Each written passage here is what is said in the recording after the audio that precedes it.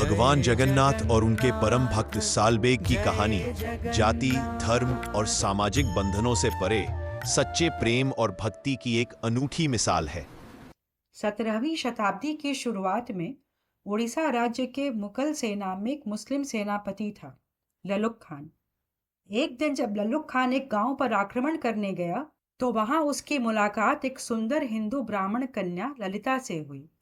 ललिता भगवान जगन्नाथ जी की अनन्य भक्त थी। लल्लुक खान उसकी सौंदर्य से प्रभावित हुआ और उससे विवाह कर लिया।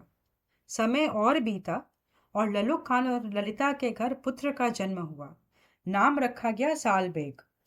सालबेग का जन्म मुस्लिम परिवार में हुआ, लेकिन उन्हें अपनी माँ से भगवान जगन्नाथ की कहानियों और भक्ति के बारे में सुनने को मिला, जिससे उनके मन में प्रभु के लिए गहरा प्रेम जगाया।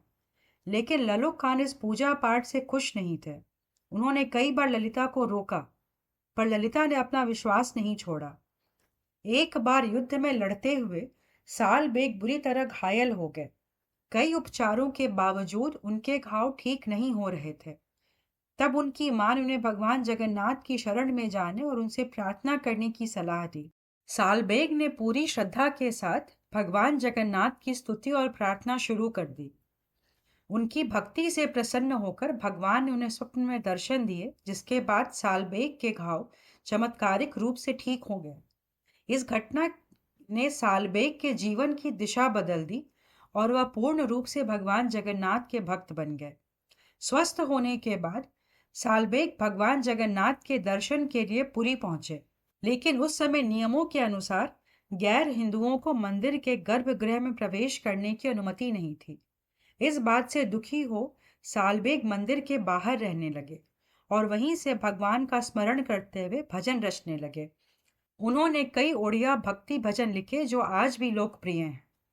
सालबेग भगवान की वार्षिक रथ यात्रा का बेसब्री से इंतजार करते थे, क्योंकि यह एकमात्र समय था जब भगवान स्वयं मंदिर से बाहर निकलकर भक्तों के बीच आते थे।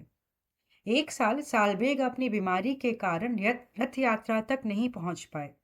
उन्हें डर था कि प्रभु की यात्रा आगे बढ़ जाएगी और वह दर्शन से वंचित रह जाएंगे।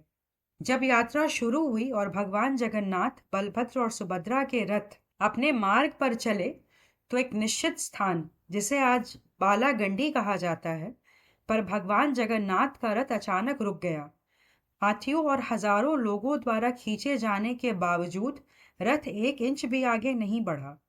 कहते हैं कि भगवान अपने परम भक्त सालबेग की प्रतीक्षा में 7 दिनों तक वहीं रहे। एक रात भगवान जगन्नाथ ने पुरी के राजा और मंदिर के पुजारियों को सपने में दर्शन दिया और कहा कि वे अपने भक्त सालबेग का इंतजार कर रहे हैं। लोगों ने यह बात सालबेग को बताई, तो सालबेग रो पड़े। उनके कारण भगवान को रुकना पड़ा। जैसे ही सालबेग वहां रथ के पास पहुंचे और उन्होंने भगवान की स्तुति की, रथ अपने आप आगे बढ़ने लगा। आज भी हर साल रथ यात्रा के दौरान भगवान जगन्नाथ का रथ उस स्थान पर कुछ देर के लिए अवश्य रुकता है, जहां भक्त सालबेग की समाधि है, जो भक्त और भगवान के अटूट रिश्ते का प्रतीक है। यह कहानी बताती है कि भगवान जगन्नाथ की भक्ति में जाति धर्म का कोई भेद नहीं होता, केवल सच्चे मन और विश्वास की आवश्यकता होती है। जय जगन्नाथ, जय जगन्नाथ।